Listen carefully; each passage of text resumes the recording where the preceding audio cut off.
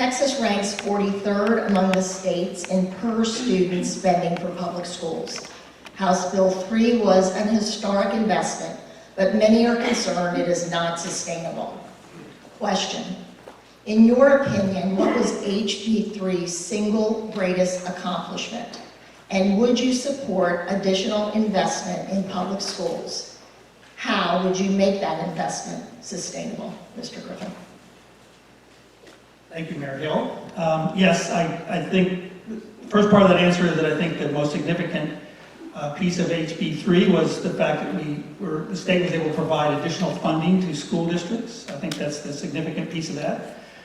Yes, I would, as a representative in Austin, I would work with my peers to try to find out what we could do starting in 2021 to continue to provide funding for public education.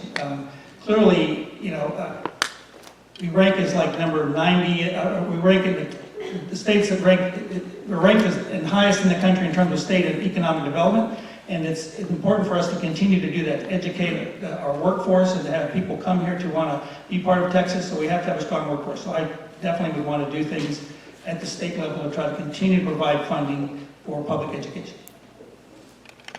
Thank you. Representative Leon, same question. Thank you, Mayor. It's an exciting time for public education, and House Bill 3, which I co-authored and supported, was a historic advancement towards the highest quality schools. We can't have outsized outcomes without the outsized opportunities provided by House Bill 3. House Bill 3 increased the minimum salary schedule for teachers, provides for teacher mentor program, protects students by creating a do not hire registry, created the first pure gold full-time pre-K program, provides incentives for college, career, and military readiness, increases mainstream special education funding, reduces recapture, and lowers property taxes. As chairman of the House Appropriations Committee, I can tell you that our committee and every member of the legislature is looking at how HB3 is being implemented, and we will be working to make sure that HB3 is sustainable by looking at wasteful spending and investing our current dollars at the best possible ROI. We will be able to not only sustain House Bill 3 this budget cycle and the next cycle, but we'll also be able to prepare reserves for lean years. As I said, House Bill 3 is an advancement, and I'm optimistic that we can keep what we got, grow what we got, and provide for new opportunities. Thank you, Mr. Gillett. I think the single greatest accomplishment of that would have to be the increase in teacher pay, establishing the minimum wage for them, and then also, of course, the property tax reduction as well. I think that moving forward, that we have as the state has surpluses, we could definitely use that towards the maintenance operating property tax fund and buy down that. In 10 years, we could probably get to a point where we don't have it at all, thus actually having sustainable, sustainable funds going towards that. I also think too that we need to have a broader discussion, not just about the helping out the K through 12, but we also need to start talking about how moving them from K through 12 into advanced placements for trade schools, for further education. We don't have an alignment for the future of Texas. And if we're going to have surpluses in our budget, we're going to be able to grow our economy. And the only way we can do that is by having an educated workforce. Thank you. Ms. Edmondson, same question. Thank you, Mayor Hill. House Bill 3 was co-sponsored by 148 of the 150 representatives in the legislature. It was a very important bill, and its biggest accomplishment, I believe, was adding $4.5 billion in increased funding to public education, of which $1.6 billion went toward teacher raises. Now, that is a great start, but it's not enough because Texas is still ranked 43rd.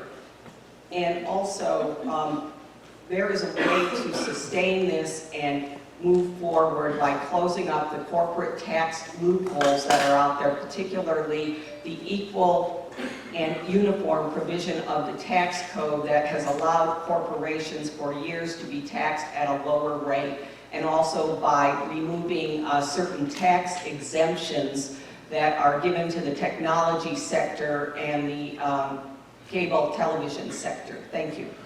Thank you. Mr. Whitfield. when you ask what was the single greatest accomplishment, I think I'll say this all night, I ask myself, what is the most important thing we see for our children? And I would say that almost $2 billion of additional funds to our teachers is the greatest accomplishment. Teachers are the front line of the education system. They are the educators, they are the counselors, they are the sometimes unfortunately stand-in parent figure. They are the ones who help us understand what our children are facing. And they need to be shown the respect that we place, that aligns with the responsibility we place on them. So that's a great start, but it's critical that we make sure that the funds continue to be there, that it's sustainable. And I would support additional investment in public education. I would support not a temporary Band-Aid fix that we've recently seen, but a serious commitment. A commitment that makes sure that our state is a good steward of our resources. We need to look and make sure that we're not doing things like spending $1 billion in a biennium to put troops down on the border. There's better uses of our funds, like in our classrooms. Thank you. Mr. Riddle. So I would say the single greatest accomplishment of HB3 was probably the funding that went towards full-day pre-K for many schools in the state.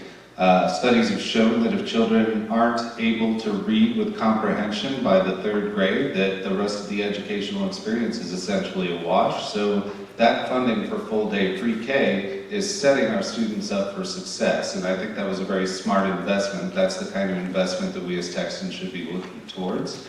The funding in HB3 is essentially borrowed against future legislative sessions, so we do not have a plan going forward. As Ms. Edmondson mentioned, the equal and uniform property tax code, we can phase that out and eventually get ourselves to $6 billion in additional funding per year just by asking people to pay for the actual value of their properties, and that's corporations that are currently shorting the state's coffers.